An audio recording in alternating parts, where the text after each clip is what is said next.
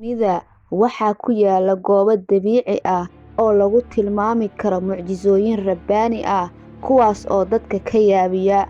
Mid ka mid ah meelahaas cajiibka ah waa biyaha daahsoon ee webiga Injazet ee ku yaala gobolka Surigao ee dalka Filibiin. Waana webi leh biyo aad nadiif u ah oo ay adag tahay in la fahmo halka ay biyihiisu ka yimaadaan iyo meesha ay u socdaan.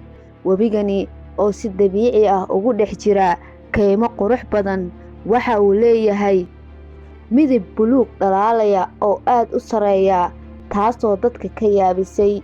Waxay u muuqataa sidii barkad dabiici ah oo aad u qurux badan.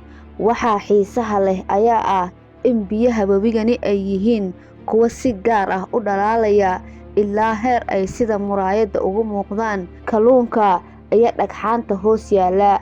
Waxaa la sheegaa in uu yahay mid qoto dheer, lagana waayay ilo biyo ah oo keena.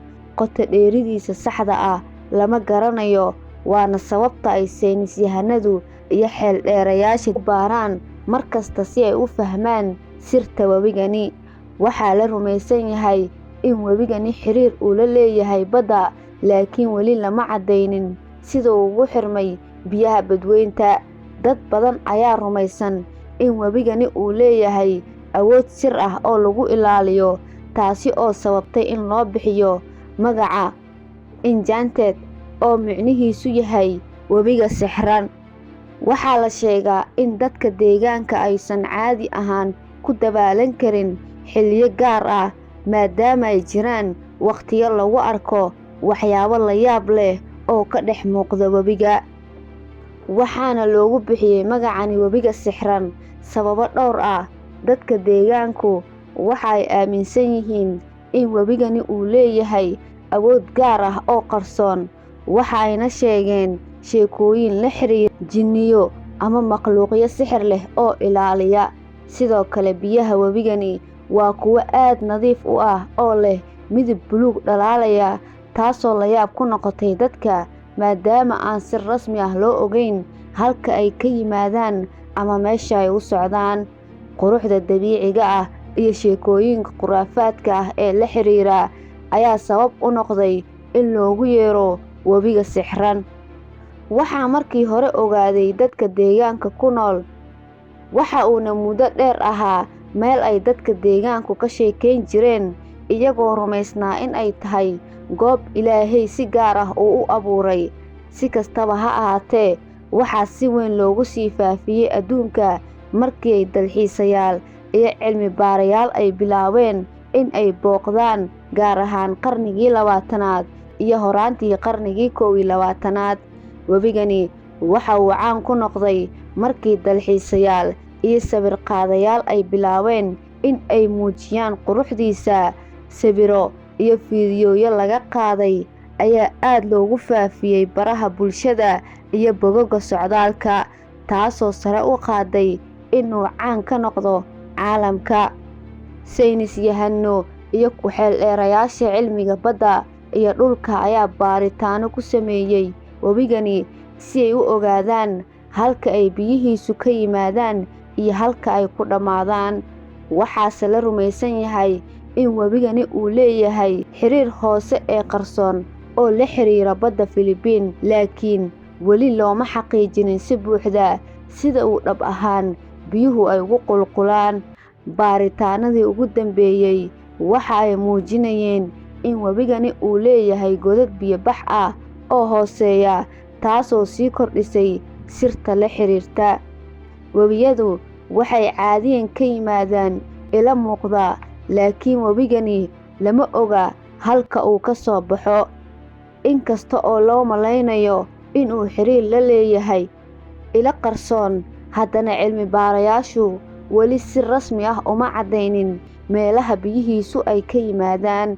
Waxaa weli loo arkaa mid ka mid ah goobaha ugu xiisaha badan ee dabiiciga ah, waxaana ay dalxiisayaashu sii wadaan in ay booqdaan si ay u arkaan quruxda iyo daahsoonida webigani. Mid ka mid ah dhacdooyinka la yaabka leh ayaa ah in kalluunka webigani ku jira uu yahay mid aan la qaban karin. Inkastoo biyuhu ay aad u cad yihiin, maalin kasta qiyaastii 12 duhurnimo. Dhammaan kalluunka ku jira webiga si lama filaan ah ayay u soo baxaan. Dadka deegaanku waxa ay yiraahdaan waxaa loo yeeray kalluunka, taasoo weli ah arrin la yaab leh oo aan cilmiga si rasmi ah u sharxin. Sidoo kale waxaa la sheegay in kalluunka uu si lama filaan ah u soo baxo xilliga qorrax dhaca ah, kadibna uu si degdeg ah u dhunto. Taasi waxa ay keentay in dad badani ay aaminsanaadaan in kalluunka webigani uu yahay mid la ilaaliyo oo aan caadi ahayn. Inkastoo sheekooyin badan oo sir ah lagu xusay webigani, haddana waa goob dalxiisayaal badan ay soo booqdaan si ay u arkaan biyahan dabiiciga ah. Dadka booqda waxa ay la kulmaan muuqaal qurux badan, hawo nadiif ah, iyo dareen xiiso leh oo ay keeneen sheekooyinka la xiriira webigani. Waxa kale oo halkaas lagu qabtaa munaasabado gaar ah oo lagu maamuuso quruxda dabiiciga ah ee goobtani. Dowladda Philippines ayaa sidoo kale ku dadaashay webigani si loo ilaaliyo goob dabiici ah oo aan loo waxyeeleynin, waxaana la mamnuucay in la ugaarsado kalluunka halkaasi ku jira.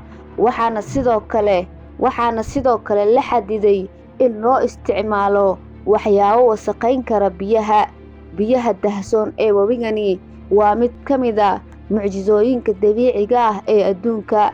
Goob ay saynis yahanadu weli la yaaban yihiin halka ay biyuhu ka yimaadaan midabka buluugga dhalaalaya. Sheekooyinka cajiibka ah iyo kalluunka aan la qaban karin waxa ay ka dhigayaan meel ay dalxiisayaashu xiiseeyaan.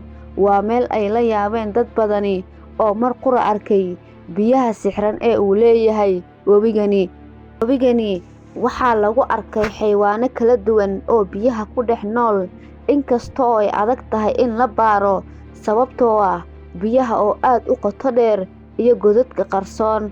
Waxaa lagu arkay kalluun waaweyn oo midabo kala duwan leh, sida kalluunka catfish iyo kalluunno kale oo badanaa ku jira badda.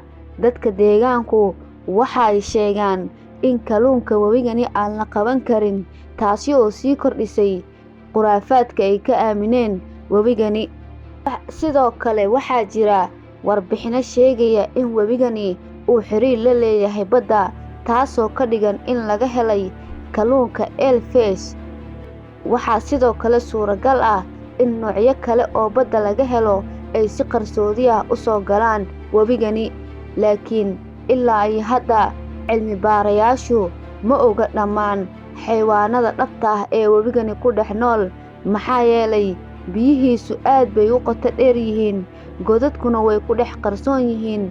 Waxaa la filayaa in ay jiraan xayawaano kale oo aan weli la ogaanin.